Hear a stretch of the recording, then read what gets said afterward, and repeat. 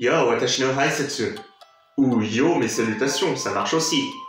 Aujourd'hui, nous allons parler de ninja. Mais pour vous, les ninjas, qu'est-ce que c'est?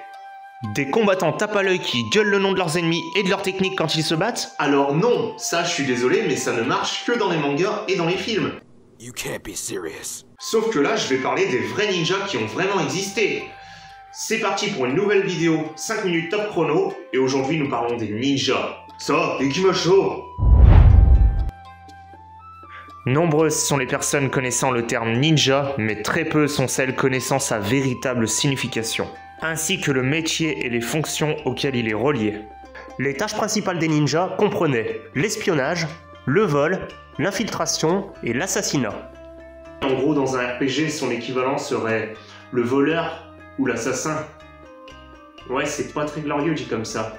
On ne sait pas vraiment quand sont apparus les ninjas pour la première fois. Certains disent que c'est au XIIe siècle, d'autres au XIIIe, d'autres encore au XVe, mais au moins c'est sûr, au XVe siècle, ils étaient là. Et ils ont joué un rôle majeur dans plusieurs batailles de la période Sengoku. Cette période de guerre quasi permanente s'étend environ du 15e au 17e siècle. C'est au cours de cette période sanglante que s'est le plus développée la profession de ninja. En effet, à cette époque-là, le Japon n'était pas unifié, mais divisé en plusieurs petits clans dirigés par des daimyo, l'équivalent des seigneurs chez nous au Moyen-Âge. Et c'est ainsi que naquirent les deux premiers clans ninja de l'histoire, le clan Iga et Koga, tirant tous de leurs noms de leurs villages respectifs. Deux villages situés à proximité de Kyoto, qui d'ailleurs existent encore de nos jours. De plus, les touristes ont la possibilité de les visiter. Génial, non ? Outre les traces qu'ils ont laissées dans l'histoire du Japon, les ninjas se distinguaient également par leur arsenal. Ouais, ils utilisaient une sacrée multitude d'armes. La plus connue d'entre elles étant certainement le shuriken, l'étoile de lancer des ninjas, pouvant avoir des formes très variables. Contrairement à une idée largement répandue, entre autres à cause des films et des mangas, le shuriken n'était pas utilisé pour tuer l'ennemi sur le coup. Mais il pouvait le tuer sur plus long terme, parce que souvent les shurikens étaient enduits de poison. Et dans ce cas, ça faisait un chouïa plus mal. Le shuriken pouvait aussi être utilisé pour détourner l'attention d'un ennemi, afin de pouvoir s'enfuir. Autre arme très connue des ninjas, le kunai, pouvant mesurer entre 100 et 400 mm de long et peser entre 100 et 500 grammes. En plus de pouvoir servir de projectile, cet outil pouvait aussi servir pour escalader des petites murailles ou des arbres. Aussi étaient très souvent utilisés les makibishi, posés par dizaines sur le sol afin d'empêcher les ennemis de poursuivre un ninja en fuite.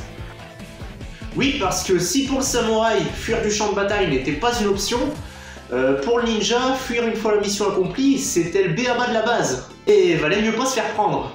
Voilà pourquoi, à l'époque, les ninjas étaient vraiment moins bien vus que les samouraïs. Parce que bon, vous savez, hein, à ce moment-là de l'histoire, l'honneur était extrêmement important au Japon. Ouais, quand il y avait marqué ninja sur ton CV, c'est sûr que ça claquait moins que samouraï. Hein. Oui, bonjour, monsieur Yagyu Monenori. Je vois sur votre CV marqué ici que vous avez été samouraï. Oui, j'ai travaillé pendant 10 ans chez l'entreprise Tokugawa et compagnie. Oui, eh bien, monsieur, c'est fantastique. Vous êtes embauché, c'est Daimyo et compagnie. Bonjour, monsieur Kakamu. Alors non, moi c'est Kakutsu, j'ai servi pendant 10 ans dans la Katsu. Oui, on s'en fout. Je vais vous demander de sortir d'ici, immédiatement.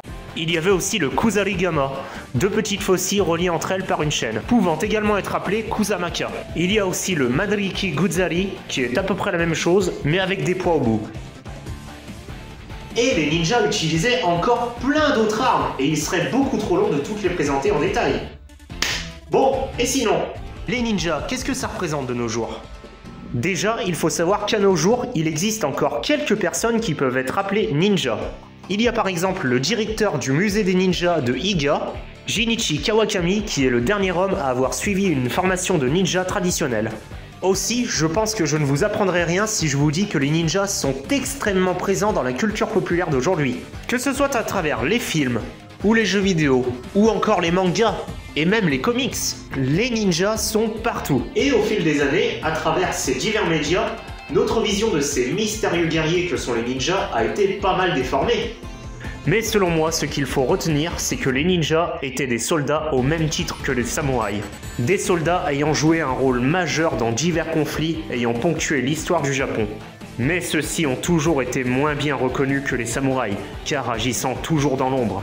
Car rester dans l'ombre, c'est ce que les ninjas font le mieux. Vous savez à présent ce que sont les ninjas.